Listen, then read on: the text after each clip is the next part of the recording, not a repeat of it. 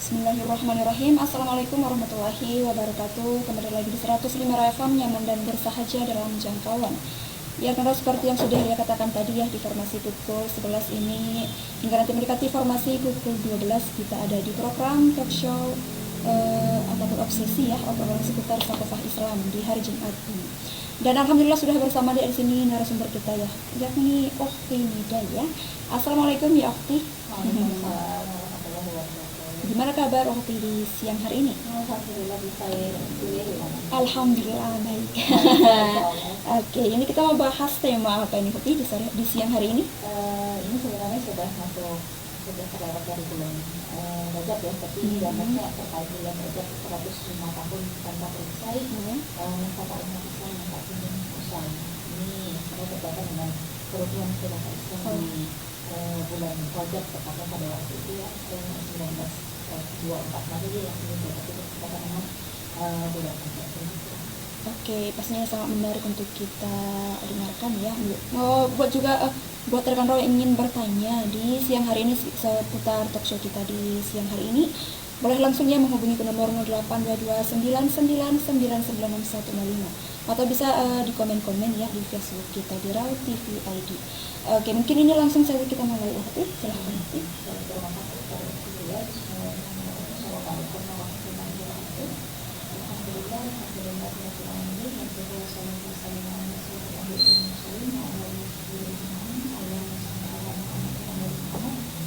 Alhamdulillah hari ini dari bagian Pak dengan Iya. Lama ya pokoknya setelah lama Boleh. hari ini soalnya yang kita bahas terkait 100 tahun tanpa perisai masa umat Islam yang kemudian selesai. Sebenarnya yang menjadi yang merasakan keresahan setelah keruntuhan sistem peradaban Islam itu sebenarnya bukan muslim, non-muslim juga gitu ya. Misalnya saja yang kalau kita lihat sekarang bencana di mana-mana, ya apakah itu terjadi karena aturan Islam diterapkan? Bukan, justru karena aturan Islam itu diterapkan. Kalau dalam Islam sebenarnya perkara sumber daya alam gitu ya, apakah dia masuk kategori air, rumput gitu ya, kemudian juga tambang. Kan kalau di dalam hadis itu al-muslimun asyuraka fi salatin fil wa'i kala ulama, kaum muslimin itu bekerja atas 3 hal, kadang rumput, air dan api. Sehingga para fuqaha itu mengkiaskan gitu ya.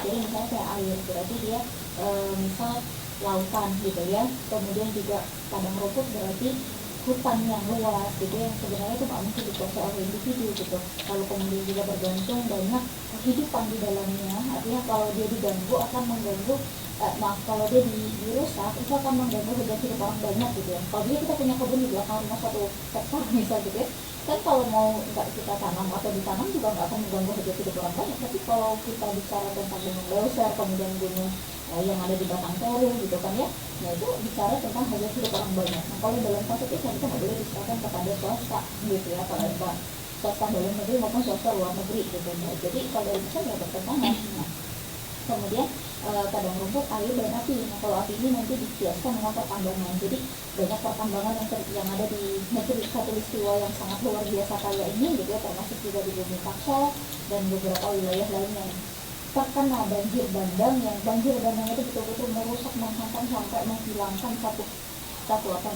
desa gitu ya.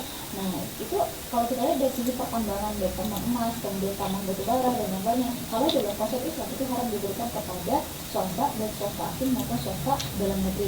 Nah kalau kategorinya haram berarti tidak akan ada perundang-undangan yang mempersilahkan itu dikelola oleh swasta gitu. Nah persoalannya sekarang makanya banyak loh melibatkan pihak swasta gitu. Jadi kalau kita melihat kerusakan yang terjadi sekarang itu justru malah kalau kita lihat dalam konsep itu bertentangan sekali ya kan, tentang sekali pengelolaannya dengan konsep yang ada dalam Islam. Hasilnya apa?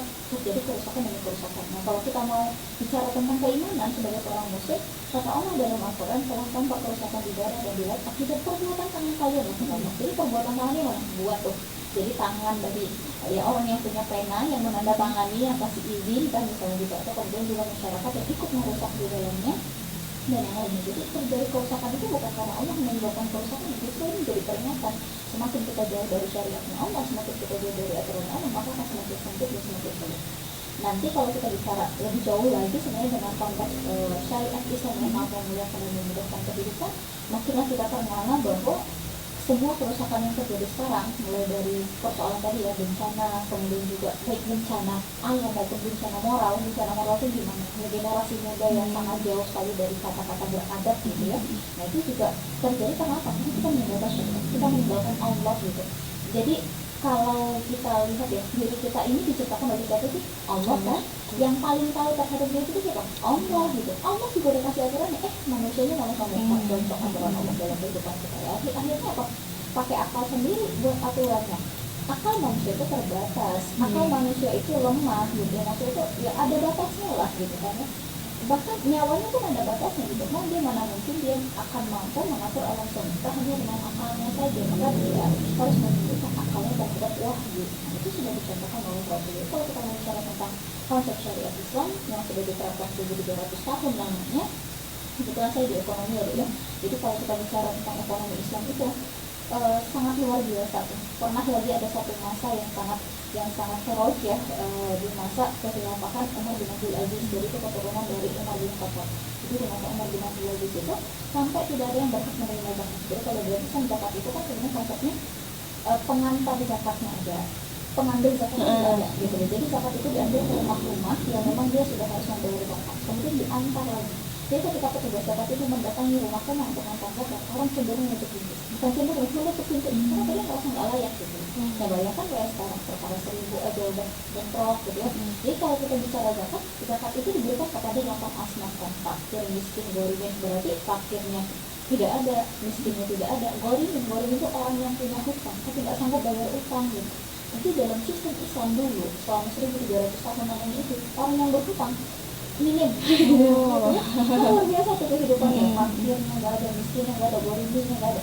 Sampai bingung khalifahnya waktu itu, ini zakatnya mau dikemanakan ini gitu kan. Karena asasnya udah jelas gitu, maksudnya orang yang berhak menerima ini cuma 8 golongan itu gitu.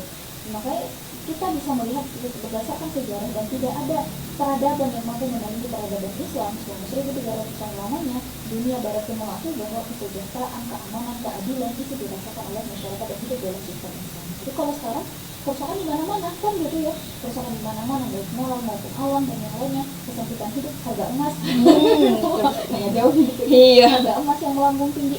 Nah dipikir kenapa emas jadi standarnya ke dolar? Kalau harusnya kan emas itu ya emasnya kan gitu, itu harusnya kan uang itu harusnya pakai emas gitu. Jadi kestabilan ekonomi juga sangat terjaga gitu. Itu amburadul kan ya gitu. Nah yang merasakan kenestapaan ini bukan hanya muslim saudara muslim, kan memang kita sebagai seorang muslim pasti menyoroti apa yang terjadi pada saudara kita yang muslim. Jadi sudah 105 tahun umat itu tidak punya perisai. Tadi kalau saya jelasin tadi ya, 1300 tahun itu peradaban apa? Nah kalau kita baca sejarah peradaban Islam yang namanya Khilafah Islam. Pemimpinnya namanya Khalifah. Jadi kalau kita baca sejarah lebih panjang lagi, nah dengar ya kata-kata Khulafaur Rasyidin. Nah Khulafaur Rasyidin itu para pemimpinnya gitu. Jadi ada 4 Khulafaur Rasyidin, disebut sebagai Khulafaur Rasyidin berarti mereka adalah para khalifah yang cerdas gitu. Jadi mereka menerapkan Islam dengan untuk kekhilafahan gitu ya.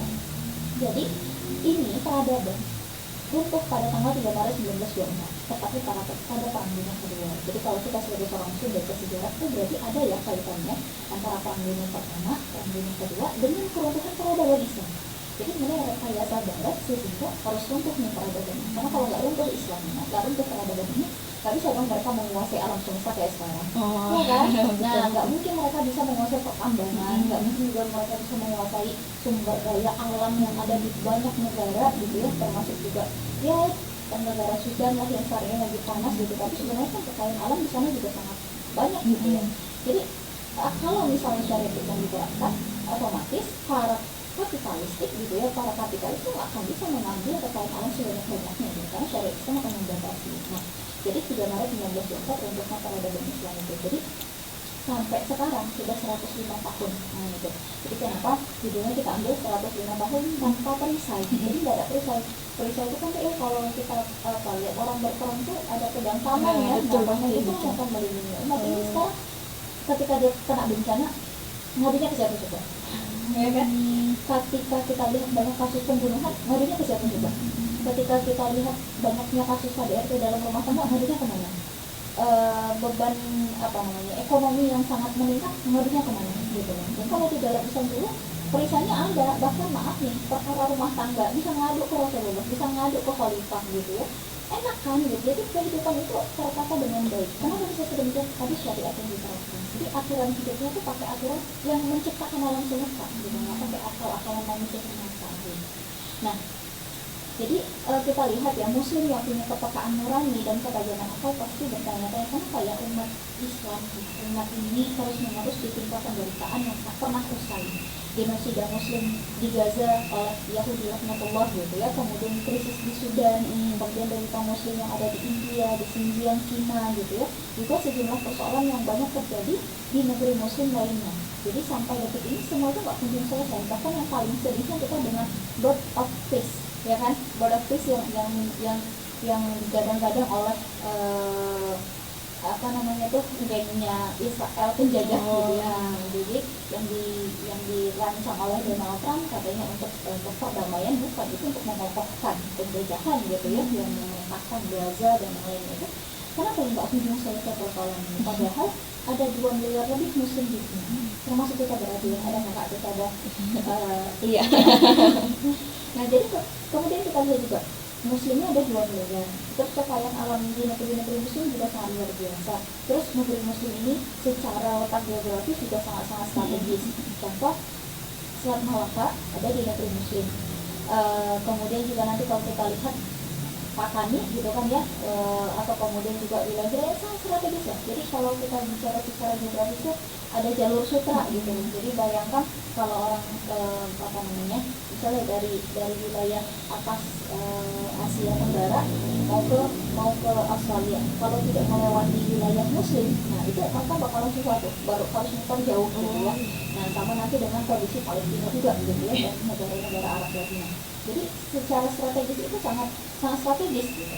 Dan kemudian kalau kita lihat dunia Islam juga memiliki ratusan ribu bahkan jutaan tentara jika digabungkan. Nah, maka dengan potensi itu harusnya kan muslim menjadi kekuatan yang bisa menentukan arah dan nasib dunia ini gitu. Akan tetapi kenapa realitasnya hari ini umat Islam sangat lemah dan seperti hewan ternak yang disembelih oleh berbagai negara barat, terutama negara-negara kafir imperialis dalam sejarah. Nah, kenapa bisa sedemikian? Kita masuk ke dalam poin hilangnya pelindung umat. Kenapa? Karena penderitaan umat berawal sejak kekhilafan Islamnya sebagai pelindung mereka dihancurkan pada akhir bulan Rajab tahun 1342 Hijriah, atau tepatnya pada bulan Maret tanggal 3 1924 Masehi. Jadi saat kekhilafan itu masih ada, tak ada satupun yang berani mengusik Islam dan kaum muslimin. Ya, kemudian kekhilafan juga menjadi pelindung untuk berbagai umat beragama. Jadi kaum Nasrani, kaum Yahudi itu aman dalam perlindungan kekhilafahan.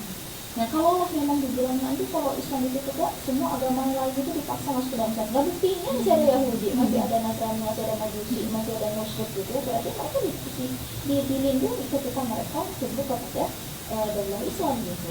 Nah akan tetapi pada saat itu Antek Inggris ya, Mustafa Kemal Atatürk laknatullah, seorang pengkhianat negara Yahudi, menghapus kekhilafan. Kemudian setelah itu sang pengkhianat tersebut menghapus hampir seluruh ajaran Islam serta apa saja yang dianggap berbau Arab dan Islam. Jadi setelah runtuhnya peradaban Islam, kan dulu kan ibu kotanya di Turki ya. Di setelah tanggal 3 Maret 1924 itu bahkan azan pun nggak boleh ke bahasa Arab. Jadi sampai harus dihilangkan semua yang berbau Islam itu dihilangkan gitu. Sejauh itu, dan kita mungkin sebagai seorang Muslim, ada ya sejarah begitu kan gitu kan. Nah jadi kalau kita lihat sampai ke kondisi sekarang kan dulu kayaknya kita belajar ada cara Arab Melayu deh. Bilang nggak sekarang kayaknya udah masih jauh lah tempat gitu ya.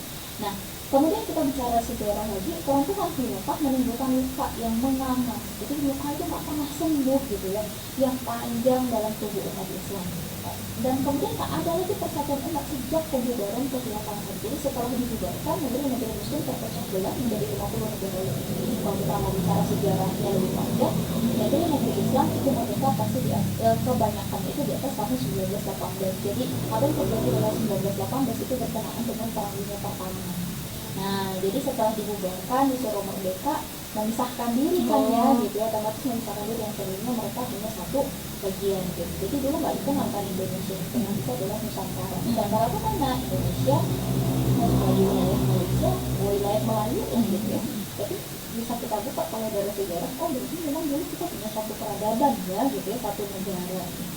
Nah kemudian sampai hari ini umat Islam terkoyak-koyak menjadi 50 negara lebih, bahkan tidak jarang antar negeri muslim saling bermusuhan dan saling merupakan. Ini yang sangat menyedihkan gitu. Kemudian ketiadaan khilafah juga berimbas pada keleluasaan negara-negara imperialis untuk menjaga kekayaan alam dunia Islam untuk memperkaya diri mereka. Sebaliknya, mayoritas muslim pemilik kekayaan itu dibiarkan melarat. Ya kayak kita lah, Indonesia kan kaya. Kita bilang Indonesia ini miskin, kalau Indonesia miskin nggak mungkin mau negara barat itu sama-sama kita kan. Betul. Nah, itulah yang terjadi di hampir semua negeri muslim, misal di benua Afrika yang terkenal dengan intan-intannya gitu ya, kemudian juga Libya, Indonesia gitu.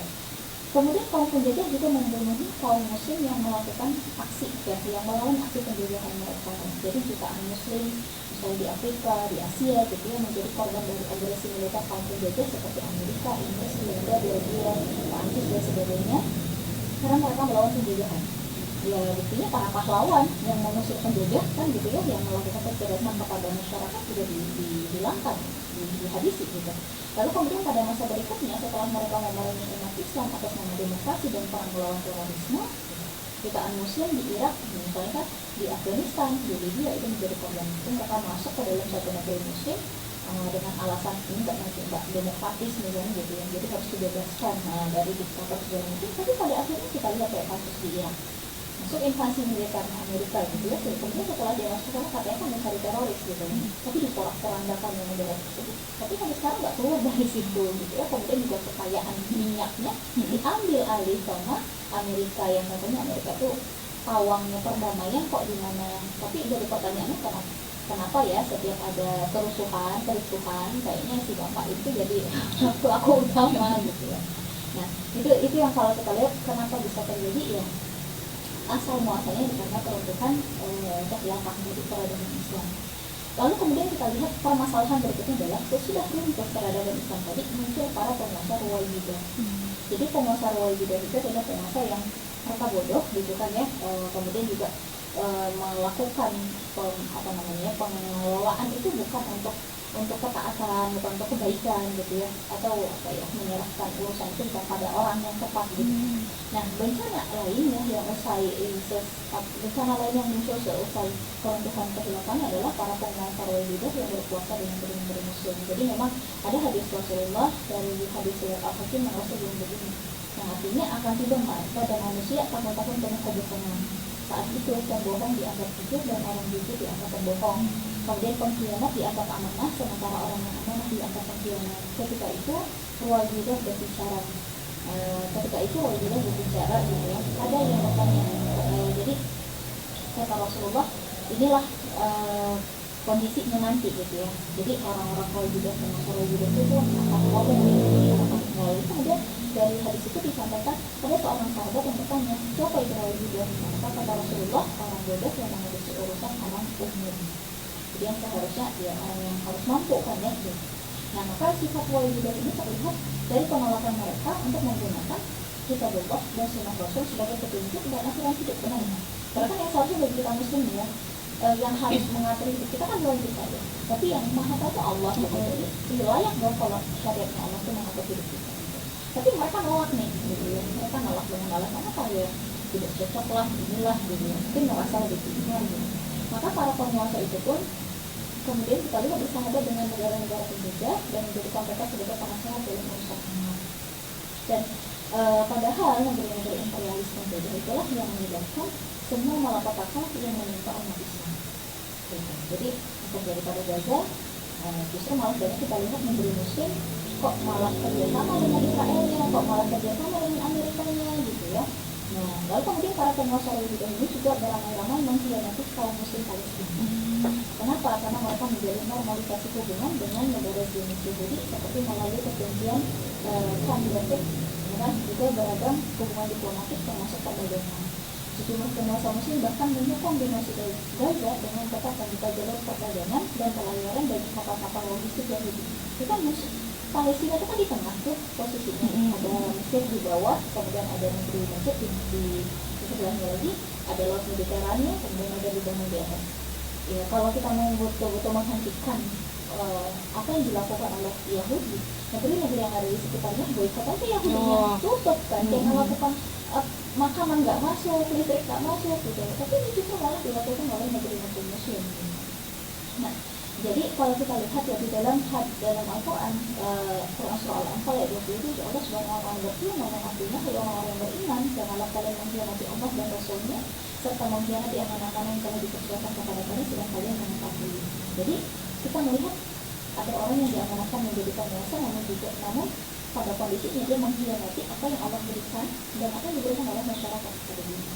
Nah, kemudian apalagi para penguasa Yahudi ini juga membantu rencana jahat dari Donald Trump gitu ya, untuk menjadikan Gaza di bawah kendali Dewan Perwakilan Nasional. Jadi kemudian selanjutnya Amerika akan melucuti kekuatan Hamas, ya kan? Terus juga membantu mereka dengan pasukan asing. Jadi termasuk di sana pasukan militer asing dengan alasan biar tidak terjadi pertikaian lagi. Maka dengan memalukan para penguasa Muslim itu justru itu mendukung acara itu, mendukung kegiatan itu secara diam dan mendukung Muslim. Jadi kalau kita bicara tentang kondisi wajib dan tadi ya, jadi kalau nanti kita coba bahas lagi di sesi kedua. Oke, kita lanjut dulu untuk kita jeda dulu untuk iklan sebentar ya. Nanti kita akan kembali sekalian nanti closing statement ya, karena waktu sudah mepet ini. Oke, tentunya jangan kemana-mana, tetap stay tune di 105 FM, style. Kembali lagi di 105 FM, nyaman dan bersahaja dalam jangkauan. Karena kita sudah masuk ya di sesi kedua di talk show kita di siang hari ini. Oke, mungkin untuk Ukti langsung saja dilanjutkan nanti. Ini kita fokuskan pembahasannya ke Gaza gitu ya, karena tadi kita bicara tentang masalah itu salah satunya memang sampai sekarang belum berakhir itu adalah kondisi Gaza. Jadi ada border peace yang dibuat oleh Amerika tadi. Maka kalau kita bisa melihat ya dengan kondisi yang terjadi sekarang sejak 11 Oktober, berarti tahun lalu ya, kita karena tidak tahun 2019, 11 Oktober tahun 2020 dilakukan gencatan senjata. Jadi kayak agak tidak terlalu viral gitu ya, apalagi dialihkan juga dengan bahasan banjir dan yang lainnya gitu ya. Memang kita juga di dalam negeri mengalami puncak yang sangat dahsyat gitu ya, tapi persoalan saja juga nggak bisa kita tepikan gitu ya, maka dia tetap juga harus kita soroti gitu. Jadi sejak 11 Oktober 2025 gencatan senjata sih ceritanya, tapi sudah ada yang syahid 460 orang, luka-luka 1.200 orang, jenazah yang dievakuasi itu ada 7.100 orang. Berarti dari yang sebelumnya yang belum ditemukan jenazahnya pas gencatan senjata ditemukan. Tapi kalau kita mau kumulatifkan, ini kan sudah terjadi dari 2023 di Oktober tepatnya, 2023, 2024, 2025, berarti 2 tahun lebih. Apa yang terjadi dengan Gaza? Sudah ada 71.439 orang yang syahid. Coba kalau kita tadi sebelum masuk channel ini ada lagu tentang sholawat Rasul ya, malu nggak sih kita ketemu sama Rasul nanti gitu. Terus dengan tercabik-cabiknya persatuan umat Islam sekarang, kita mau berhujah apa gitu sama Rasul gitu. Terus yang luka-luka ada 171.324 orang. Ini yang terberapa gitu ya. Tapi memang kan di Gaza itu ya mereka terlihat siapa aja yang ada di dalam. Maka sekarang nih, di tengah runtuhan Gaza yang belum sempat dibersihkan dari darah dan lumpur, Amerika Serikat justru melanjutkan agenda Donald Trump dengan membentuk apa yang disebut dengan border peace. Jadi di atas kertas ini istilah kayak mulia gitu, kan dengan mulia gitu, border peace pula perdamaian gitu. Namun di lapangan Dewan Perdamaian sama sekali tidak lahir untuk melakukan penjajahan, apalagi pemulihan keadilan bagi Palestina. Sebaliknya, dia dirancang sebagai mekanisme imperialisme modern mengelola Gaza pasca genosida tanpa mengakhiri pendidikan. Nah, memang kan ini sudah dirancang untuk menghilangkan warga Gaza, kemudian dia direlokasi kembali kan gitu ya. Nah, fakta di lapangan berbicara sebaliknya. Jadi nggak peace, nggak damai gitu ya. Justru malah dalam 24 jam terakhir, satu warga Gaza gugur gitu ya, setelah adanya gencatan senjata, kemudian yang lainnya luka-luka. Kemudian ada bayi yang berusia 27 hari meninggal, itu bukan karena ditembak, tapi karena cuaca ekstrim. Jadi korban itu langsung berada di pengepungan, rumah hancur juga kemudian juga pemutusan bantuan dan lain-lain. Kita kan nggak dengar lagi bantuan ke Gaza gitu. Jadi bagaimana kondisi mereka di sana? Sejak gencatan senjata di Amerika, ratusan warga Palestina tetap dibunuh dan lebih dari 1.000 ini terluka akibat pelanggaran Israel yang terjadi hampir setiap hari. Kemudian serangan udara, tembakan drone, artileri gitu dan helikopter terus menghantam Gaza dan beberapa wilayah lainnya. Dan harusnya kan di wilayah yang seharusnya ditarik mundur misalnya pasukan Israel, tapi masih terus juga masih terus juga menggempur. Jadi pencapaian sejarah itu bagi Israel itu apa gitu ya. Nah sementara 2,2 juta penduduk Gaza terjebak dalam krisis kemanusiaan yang akut, bukan lagi krisis yang biasa tapi sudah akut gitu ya, yang harus segera ditolong. Maka dengan sekitar 90% infrastruktur sipil hancur dan akses terhadap makanan, obat-obatan serta tempat tinggal dibatasi secara sistematis, justru Washington menawarkan skema politik yang ingin menyingkirkan si pemilik lahan gitu. Siapa pemilik lahan di Gaza?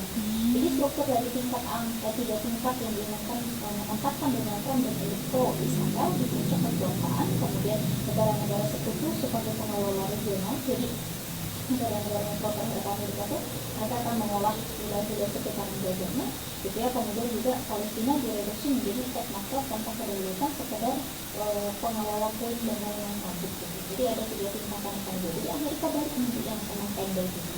Nah, maka model ini bukan hal baru. Dia mengulang pengalaman kolonialisme, penduduk lokal disingkirkan dari keputusan strategis, kemudian keamanan dikendalikan oleh asing, dan arah politik ditentukan oleh para penjajah. Nah, meskipun tadi bahasanya rekonstruksi, tapi sebenarnya itu adalah persoalan sesungguhnya adalah pendudukan dan perampasan hak. Jadi pada rekonstruksi lah, stabilitas dan perdamaian lah. Jadi sengaja disamakan menjadi isu teknis dan kemanusiaan. Nah, kalau kita lihat adalah benua Amerika juga sebenarnya kan penghuni aslinya kan bukan yang berkulit hitam gitu ya. Nah, maka lebih berbahaya lagi pada sejalan dengan strategi keamanan nasional Amerika yang sejak lama konsisten mempertahankan hegemoni global kemudian kepentingan Zionis. Dan perbedaannya hanya pada gaya gitu. Jadi ketika Partai Demokrat membungkusnya dengan retorika diplomasi dan hak, Trump menyajikannya secara terang-terangan melalui doktrin peace through strength. Jadi dia katanya perdamaian melalui pemaksaan. Dia harus dipaksa ya, berdamai dan berhenti. Yang dia paksa siapa? Palestina kan? Bukan yang dia paksa Israel yang keluar gitu. Nah, selama pendudukan ini tidak diakhiri, tidak ada dewan, komite, ataupun perwakilan asing yang mampu menghadirkan stabilitas sejati, maka Gaza tidak membutuhkan direksi baru, tapi itu pengelola baru. Dia nggak butuh orang-orang yang datang ke sana tuh yang sebetulnya mereka adalah penjajah yang pro kepada ini. Dan melainkan mereka butuh pembebasan dari penjajahan. Tarik Israel itu dari negara ini. Maka realitasnya menunjukkan bahwa umat Islam betul-betul membutuhkan institusi politik dan tentu aja akan melindungi Gaza dan menjamin kemuliaannya. Jadi kalau kita bicara tentang apa yang kita berikan itu adalah negara yang juga pernah ada, pernah berdiri, namanya Khilafah Islam. Dan Board of Peace pada akhirnya hanyalah nama lain dari penjajahan yang diberi oleh para penjajah itu sendiri. Bahkan ujung-ujungnya dibilang apa? Biar damai, biar ini gitu. Tapi disuruhnya yang punya rumah harus diam, jangan mau jangan ini, gimana coba tuh, peace-nya gimana tuh gitu, menyingkirkan pemilik asli gitu. Nah jadi itu yang bisa kita lihat sekarang gitu. Jadi meskipun nggak berujung gitu, itu malah ketika kaum muslim yang menyerahkan urusan mereka kepada penjajah asing, tidak akan pernah menemukan tidak akan pernah menemukan perdamaian sejati, tidak akan pernah menemukan kebahagiaan gitu. Mereka akan semakin diobok-obok dan semakin dikendalikan gitu, menjadi apa ya? Akan digeret mengikuti apa keinginan Palestina. Maka seharusnya kalau kita bicara tentang Palestina itu kan tentara, maka harusnya solusinya kirimkan tentara. Tadi kalau digambarkan 2 miliar muslim, kemudian kekayaannya sangat luar biasa, tambah lagi tentaranya yang banyak gitu ya, harusnya bisa menghentikan itu semua gitu. Maka kalau kita lihat ya, punya kewajiban nggak kita untuk menegakkan hukumnya? Kenapa? Karena ada sebuah kaidah fikih yang begitu, malah yatimul wajib illa bihi fahuwa wajib. Sesuatu hal yang sifatnya wajib tapi tidak akan sempurna pelaksanaannya tanpa sesuatu hal yang mengiringi, maka yang mengiringi hukumnya menjadi wajib. Contoh, kita mau sholat, nah itu hukumnya wajib. Tapi kalau kita mau sholat, kita harus wudhu dulu. Hukum asal wudhu, hukum asalnya itu kan sunnah sebenarnya kan. Jadi kalau bisa kita lagi ngobrol begini, batal wudhunya dosa nggak dosa gitu ya, karena hukum asalnya adalah sunnah. Tapi kalau kita selama posisinya masih berwudhu, menjaga wudhu, maka kan dapat pahala gitu. Jadi hukum asalnya sunnah. Tapi ketika kita tadi mau melakukan yang wajib, mau melaksanakan sholat, maka wudhunya berubah, hukumnya jadi wajib gitu. Jadi kaidah fikihnya tadi malah yatimul wajib illa bihi fahuwa wajib. Sesuatu hal yang hukumnya wajib tapi tidak sempurna dia dilakukan tanpa sesuatu hal yang mengiringinya, maka yang mengiringinya ini hukumnya juga jadi wajib. Jadi sholat itu nggak akan sempurna tanpa wudhu, maka wudhu hukumnya jadi wajib. Nah, kita bicara tentang Palestina. Bagaimana caranya biar Palestina ini terbebas? berarti penjajahan harus dihilangkan. Siapa yang bisa menghilangkan penjajahan itu? Satu-satunya adalah negeri Islam yang namanya kekhilafah, gitu, menerapkan syariat Islam. Atau kemudian juga bagaimana agar semua bencana alam ini tertuntaskan, maka harus diterapkan syariat itu secara sempurna. Nah, siapa yang bisa menerapkan itu? Ternyata harus yang berikutnya adalah negeri yang betul-betul mau menerapkan itu, namanya khilafah Islam. Maka berarti balik ke kaidahnya. Atau misalnya kalau kita bicara tentang hukum Islam dalam Al-Quran, ada hukum potong tangan, ada hukum rajam, ada hukum jilid, ada hukum qisas. Ketika ada pembunuhan maka hukumannya baru bunuh. Itu hukumnya wajib gitu. Nah, yang bisa menjalankan itu mungkinkah demokrasi? Dia akan teriak-teriak, kamu boleh minum begini. Atau misalnya kayak ada perzinahan, maka dalam Islam hukumnya gimana? Dirajam atau dicubit. Nah, kalau dalam konsep HAM nggak boleh, kan suka kan gitu. Jadi nggak mungkin bisa diterapkan. Jadi satu-satu yang bisa menerapkan itu siapa? Yang dinikahi negeri Islam tadi gitu. Berarti menegakkan negeri Islam tersebut adalah sebuah kewajiban, karena nggak mungkin bisa kita jalankan isi Quran kalau negeri tadi tidak menerapkan syariat. Nggak mungkin bisa kita bebaskan Palestina tanpa adanya komando dari seorang khalifah gitu. Jadi berkaitan ke sana. Jadi apa yang harus dilakukan oleh kaum muslimin untuk menyelesaikan semua masalah ini, maka harus kembali kepada konsep Islam secara fakta, secara sempurna gitu. Jadi yang disampaikan oleh Rasul ya memang Islam itu diterapkan secara sempurna. Closing statement ya. Sekalian ya Putih ya. Diterapkan secara sempurna itu bukan hanya sekedar pada tataran individu, saya udah sholat, saya udah puasa, saya udah nutup aurat, enggak. Tapi masyarakat juga menerapkannya, negara juga menerapkan. Jadi kalau kita tarik ke Indonesia ya, kalau negara nerapin syariat Islam, judulnya hilang. Nah, terus apa lagi misal judulnya hilang, kita ingat judulnya diharamkan, tambah lagi penipuan-penipuannya kalau sih dihilangkan gitu. Butuh nggak sih kita syariat Islam? Butuh. Yang pakai judul muslim aja nggak? Enggak. Muslim juga gitu. Maka kita butuh syariat tentang semua pengelolaan itu. Terus misalnya juga tontonan yang banyak mengandung pornografi, pornografi. Dalam konsep itu pasti akan sangat mudah untuk menghilangkan itu. Jadi kita butuh standar gitu. Tapi bagi seorang muslim, kita mau menjadi muslim yang taat itu nggak bisa hanya sekadar hablum minallah dan hablum minannas, hubungan kita dengan Allah dan hubungan kita dengan diri kita sendiri, tapi harus ada hablum minannas, hubungan kita dengan sesama manusia. Hablum minannas ini juga masuk kategorinya pengelolaan kekayaan alam, sistem pemerintahan, sistem pergaulan, sistem pendidikan, semua konsepnya ada dalam Islam. Jadi mau tidak mau semua harus kita terapkan. Allah kembalikan kepada dia.